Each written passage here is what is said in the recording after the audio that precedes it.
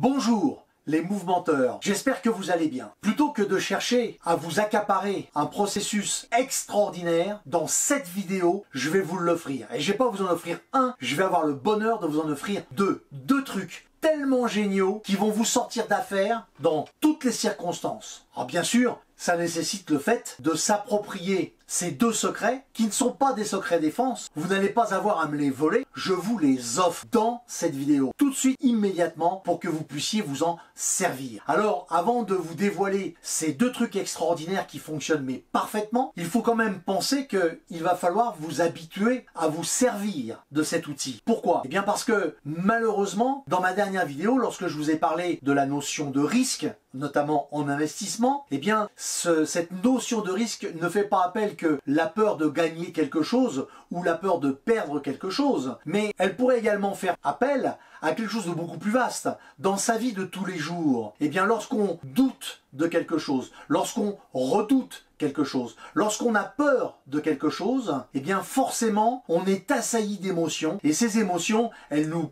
pourrissent la vie, mais alors comme c'est vraiment pas permis. Alors j'ai décidé de vous donner mes deux trucs qui me permettent, moi Philippe, devant vous aujourd'hui, maintenant et tout de suite, d'être capable, sans être envahi d'émotions, de prendre recul. Je ne dis pas que c'est simple, les deux trucs sont particulièrement simples, mais je ne dis pas que c'est simple de les appliquer. En effet, on est tellement bien fabriqué, on est tellement bien agencé dans notre tête et dans notre corps, que trop souvent, la zen attitude est très difficile à avoir. Personnellement, je pratique des arts martiaux parce que ça me permet de vider mon énergie, mais également de la canaliser. Mais c'est pas suffisant. Quelqu'un dans la rue vous insulte, quelqu'un vous bouscule, vous êtes immédiatement dans une situation d'agressivité. Cette agressivité, c'est soit vous qui la lancez, ou c'est soit vous qui la recevez. Mais dans tous les cas, on se laisse manger par l'émotion. Et cette émotion, dans le domaine de la vie courante, dans la vie de tous les jours, même à la maison, elle n'est pas opportune, elle n'est pas nécessaire. Par contre, si on avait la capacité de prendre un petit peu de recul, et donc de relativiser la situation, on s'apercevra très souvent qu'il n'était pas forcément nécessaire de monter dans les tours. Et finalement, ça a un très grand apport de pouvoir faire ça. Ça va permettre à plein de gens, lorsque vous les aurez travaillés, ces deux secrets, et ce ne sont pas des secrets armée-défense, simplement des trucs de la zen attitude, eh bien ça va vous permettre d'être capable de mesurer le risque que vous prenez dans tous les cas de figure. Les risques, bien évidemment, en voiture, dans la rue, avec d'autres personnes, dans une foule, dans un sport, mais dans vos investissements, dans votre argent, dans votre relation à l'autre. Parce qu'il n'y a pas que le pognon, il y a également l'humain. Et croyez-moi, l'humain, il est vachement balèze pour faire du mal. Vous savez, vous prenez quelqu'un, notamment quand on est dans la petite école, et vous prenez quelqu'un dans la classe qui est un petit peu petit, qui est un petit peu grassouillet, etc. On va lui faire beaucoup plus de mal en le traitant de petit gros qu'en lui mettant une tarte. Et vous lui mettez une bonne claque, il va la subir, il va se vexer. Mais lorsque vous allez le traiter de petit gros, alors qu'il a que 7 ou 8 ans et que vous n'en avez pas plus, vous allez lui faire du mal pour toute sa vie. Et est-ce qu'il le mérite, ce mal? Bah absolument pas. C'est bien une personne comme toutes les autres. La seule différence, bah il est un petit peu enrobé. Et alors, est-ce que ça n'empêche pas d'être une belle personne? Donc, ces deux trucs, dans tous les cas de figure, ils vont vous être utiles. Et si je reprends cette parabole faite avec quelqu'un de potelé, eh bien, en toute honnêteté, ces deux trucs, ils peuvent également marcher dans ce sens-là, c'est-à-dire vis-à-vis de moi-même. Et ça va me permettre de sortir, mais grandi, ça va me permettre de sortir avec qualité de tous ces aspects-là, qui sont des aspects négatifs, qui nous rongent et qui nous manquent. Alors le premier principe, il est relativement simple, il tient en fait en une phrase qui est composée de 4 mots. Et ces 4 mots, je vais m'en servir systématiquement lorsque je vais avoir un doute. Ces 4 mots sont les suivants. Je vais me poser cette question. Est-ce que c'est vrai? Est-ce que c'est vrai? Voilà, 4 mots. Enfin, 5 si vous comptez le C apostrophe. Eh bien, si au lieu de ressentir une émotion, vous étiez en capacité de vous rappeler cette petite phrase de 4 mots, ces 4 mots vous permettant de prendre immédiatement du recul parce que vous les avez prononcés avec la petite voix. Vous savez, celle qui travaille dans la tête, pas une autre, celle-là et précisément celle-là. Eh bien, vous allez vous apercevoir que vous allez prendre immédiatement un recul sur la chaise où vous êtes assis. Pourquoi? Parce que le simple fait de l'énoncer, est-ce que c'est vrai, va vous faire non pas douter de ce à quoi vous vous intéressez, mais vous allez douter de votre réaction réelle. Je vous donne un exemple. Ah dis donc, il y a encore Paul qui m'a causé l'autre jour. Qu'est-ce qu'il est con ce mec-là! Oh là là, une véritable valise. Est-ce que c'est vrai? Eh bien, en l'occurrence, oui, c'est un vrai con. Mais si je devais aller un petit peu plus loin dans ce raisonnement, sur une échelle de 1 à 10, est-ce qu'il est con à 10? Non, il est con, mettons, à 7 ou 8, carrément. Allons-y. Enfonçons ce brave garçon, que je ne connais pas. C'est juste un trait d'humour et de création. Eh bien, au lieu de m'intéresser au 8, en faisant attention de ne pas me faire manger, car il y a des gens chronophages, je ne m'intéressais qu'au 2%, c'est-à-dire la partie qui est bonne. Peut-être que je me rendrai compte qu'il y a un intérêt pour moi à l'écouter, à l'entendre et à aller au bout des choses avec cette personne de façon à mieux le comprendre. Si vraiment c'est un nigo par-dessus tout et qui me prend la tête, il est très clair qu'il va me fatiguer, il va me saouler, mais en même temps, je ne suis pas obligé de l'écouter avec une attention extraordinaire et concentrée. Je peux très bien tenter de retenir dans ma tête que ce qui est essentiel pour moi. Alors, cette petite phrase, est-ce que c'est vrai? Elle marche dans tous les cas. Vous êtes un homme, vous abordez une jolie femme. Vous êtes une femme, vous voulez aborder un homme sympathique qui vous paraît sympathique. Dans les deux cas de figure, vous allez pouvoir vous dire dans un sens ou dans l'autre, est-ce que je vais l'aborder? Est-ce qu'il va s'intéresser à moi? Bon, il va pas s'intéresser à moi, moi je suis comme ci, je suis comme ça. La fameuse petite voix qui se remet en fonction dans la tête. Mais si vous vous posez la bonne question à ce moment-là, celle-là et pas une autre, est-ce que c'est vrai, entre guillemets, qu'il ne va pas ou qu'elle ne va pas s'intéresser à moi? Bah vous n'en savez rien. Donc la seule chose que vous risquez, c'est un refus. Quelqu'un qui vous dit ce placement est miraculeux. Alors un placement miraculeux, ça n'existe pas. Des très bons placements, oui. Mais des placements miraculeux pour le pognon, ça n'existe pas. C'est forcément une arnaque. Donc un très bon placement, on me propose ça. Est-ce que c'est vrai que c'est un bon placement? Est-ce que c'est vrai que c'est un bon investissement? Eh bien si au lieu de me laisser subjuguer par les sirènes de l'appât du gain, ou si au lieu de me laisser désagréger en me disant oui c'est encore une arnaque, je prenais simplement le temps de me poser la bonne question, est-ce que c'est vrai que ça a l'air d'être aussi intéressant que c'est prononcé? Je vais m'intéresser à la chose et à l'objet et je vais plus m'intéresser à ce qu'il est dans la réalité. Il est bon ou il est mauvais? Aujourd'hui, j'en sais rien, je le découvre. Mais si je me dis dans ma tête, est-ce que c'est vrai qu'il est bon? Ça va me donner le temps nécessaire de reculer. Et si j'ai ce recul, eh bien, instantanément, je vais relativiser. Et ça me permettra, eh bien, de rester zen dans toutes les circonstances.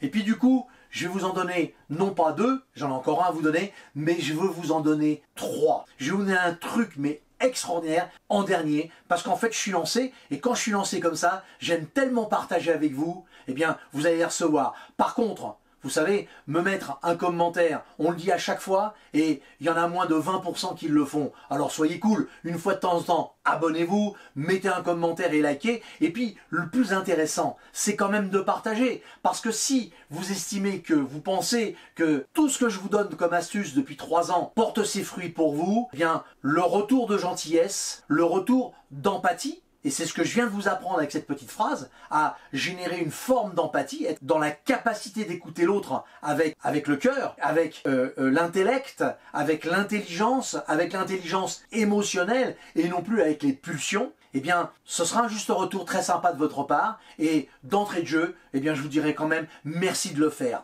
Voilà, ça c'est fait.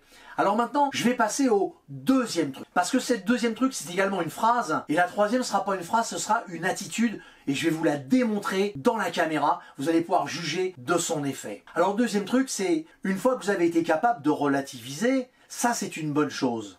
Mais si vous avez peur ensuite de prendre la bonne décision, pour enlever le doute, est-ce que c'est vrai? Vous allez y répondre. Si en séance de 0 à 5, ne faites pas ce qu'on vous a proposé, ce qui est devant vous. Si vous êtes entre 5 et 10, creusez un petit peu, approfondissez. Vous êtes dans la première moitié, eh bien, piochez complètement avec les deux mains et creusez pour voir si ça peut convenir ou pas. Mais en l'ayant dit, est-ce que c'est vrai? Eh bien, je vais pouvoir relativiser. Est-ce que cet investissement qu'on me propose, c'est un bon investissement? Est-ce que c'est vrai que c'est un bon investissement? Eh bien, pour l'instant, je ne sais pas, mais je vais tenter de le découvrir. Et là, je ne fais plus fonctionner mes émotions. La deuxième phase qui est intéressante, et là, c'est beaucoup plus difficile à faire, parce qu'il faut être capable de prendre ce fameux recul, donc la phase 1, on prend du recul, on prend le temps de répondre, on ne répond pas par impulsion et on réfléchit dans sa tête. La réflexion, elle est double. La première, c'est de vous dire, chaque fois qu'on vous propose quelque chose, c'est quel est l'intérêt de la personne qui me le propose. C'est vachement important. Quel est son intérêt? Il y a plein de gens qui cherchent à savoir si c'est vrai, si c'est faux, si ça va être bien, si ça va pas être bien. Mais si vous voulez répondre à toutes ces questions-là, il n'y a qu'une seule question, c'est quel est son intérêt? Et vous, la réponse doit rentrer dans une seule case, et non pas deux. Est-ce que la réponse que je vais entendre, est-ce qu'elle est essentielle pour moi? Est-ce qu'elle a suffisamment de valeur pour me donner le choix entre un apport supplémentaire de ma liberté d'homme ou simplement me mettre des menottes supplémentaires et me rendre encore plus esclave de tout un système? Toute la question est là. Alors, si vous vous posez les bonnes questions, est-ce que c'est essentiel pour moi? Et que vous y apportez la bonne réponse, je vous garantis que là, vous allez être les number one dans toutes les discussions. Donc si la première phase, est-ce que c'est vrai? Bien, vous enlevez le doute par votre propre analyse qui devient une analyse responsable. Et ensuite, si vous vous posez la question, est-ce que c'est essentiel pour ma liberté ou est-ce que ça n'est pas essentiel et ça me rend encore plus esclave? Eh bien, vous allez vous apercevoir qu'il y a plein de choses que vous ne feriez pas. Je parle par exemple d'investissement. On me propose cet investissement. Est-ce qu'il est essentiel pour moi? Eh bien, celui qui est essentiel pour moi ne l'est pas peut-être pour vous. Parce qu'en fait, ce qui compte dans un investissement, c'est l'objectif qu'on veut obtenir. Est-ce que je veux obtenir de la rentabilité? Est-ce que je vais obtenir de la capitalisation? Est-ce que je vais avoir besoin de mes fonds à moindre temps? Est-ce que j'ai du temps devant moi et combien de temps j'en ai? Tout ça, vous le savez, c'est en vous. Mais si vous ne vous posez pas la bonne question, est-ce que c'est essentiel pour moi? Vous ne saurez jamais si ça va jouer pour vous ou malheureusement contre vous. Et le symbole de cette liberté que vous pouvez avoir pour vous, eh bien, croyez-moi, il est quand même nettement plus important que d'avoir des boulets aux pieds. On est bien d'accord? Je veux dire que l'esclavagisme, c'est terminé. Vous savez, dans une discussion, qu'elle soit, que ce soit avec des amis, un conjoint, les enfants, les parents, les copains, les collègues de travail, ou tout simplement quelqu'un qui vous apporte quelque chose, un intermédiaire, quelqu'un qui vous apporte une valeur ajoutée, aussi bien, comme je le prenais comme exemple, financière ou autre, il y a le problème de l'écoute. Et en fait, si on ne se sent pas concerné, et cette réaction, elle est instinctive, on écoute d'une manière distraite. Et la personne qui vous donne le message, elle va se rendre compte que vous l'écoutez avec une oreille distraite, avec une oreille imparfaite. Alors, imaginez que vous me parliez. Regardez bien mon attitude. Alors, je vais la forcer volontairement et je vais la mettre en jeu de rôle. Vous êtes en train de me parler et moi, je vais être là. Et par cet effort de concentration, je vais oublier les bruits extérieurs, je vais me concentrer sur ce que vous allez me dire. Il m'est déjà arrivé d'avoir des gens qui me disent « Mais qu'est-ce que tu fais? Pourquoi t'as l'air si concentré, si fermé ?» Et je réponds « Je t'écoute avec attention, ce que tu me dis peut m'intéresser. » Et là, j'établis immédiatement une relation à l'autre. Dans le domaine de l'argent, lorsque vous demandez un crédit à votre banque, et vous dites monsieur le banquier, vous savez, j'ai ça à faire, mais ne vous inquiétez pas, hein, je gagne bien ma vie, on pourra rembourser, j'ai ma grand-mère qui va nous aider, etc. » Mais il s'en fout le banquier. Mais si vous le regardez et que vous lui dites « J'entends bien tout ce que vous me dites et moi personnellement, j'ai toutes les garanties. » Il voit que vous êtes concentré, que vous êtes dans la force qui va vers lui. Vous êtes non plus quelqu'un de distrait, d'éparpillé, mais vous êtes quelqu'un qui avance en ligne. Et à ce moment-là, eh bien, je reviens à cette notion de zen attitude. Vous vous retrouvez dans une position de force parce que vous dégagez une énergie vers ces gens-là. Et si quelqu'un, à ce moment-là, venait à vous agresser, verbalement bien évidemment, eh bien, répondez-lui par la même phrase que vous. Par exemple, votre banquier, il vous dit « Je comprends pas tout ce que vous me dites, monsieur, et je comprends pas où sont vos garanties. » Regardez-le fixement, pas avec méchanceté, pas avec colère, et vous dites « Ah bon ? Vous ne comprenez pas où sont mes garanties ?» Vous répétez exactement cette phrase-là. Et là, vous allez dire « Permettez-moi de vous les réexprimer autrement. » Et là, lui, va être dans les... Donc en fait, avec ces trois trucs, le premier, eh bien, ça va être cette petite phrase, c'est « Est-ce que c'est vrai ?» La deuxième, c'est vous poser avec la petite voix dans la tête la bonne question. Est-ce que c'est essentiel pour moi, mais est-ce que c'est essentiel pour ma liberté ou est-ce que ça me rajoute des cadenas?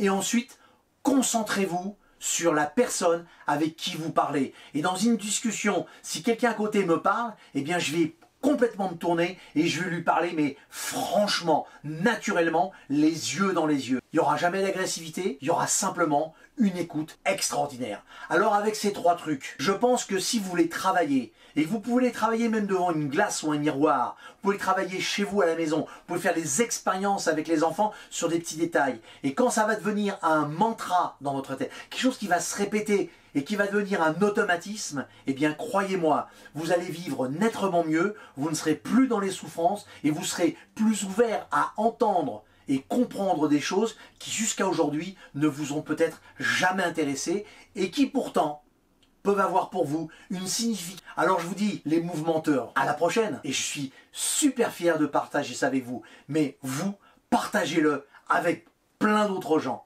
Si vous le mettez en place, si vous le pratiquez, si vous faites l'expérience et que vous revenez sur le net et que vous mettez un commentaire, ce que j'espérerais, il sera forcément de qualité parce que vous allez vous rendre compte que pour une fois, sans argent, sans rien, ça marche. Vous avez remarqué que je mets beaucoup de cœur dans toutes mes vidéos. J'essaye de mettre beaucoup de contenu. Alors, soyez cool pour que je puisse continuer à vous donner plein de contenu. Likez en bas le pouce en l'air et abonnez-vous.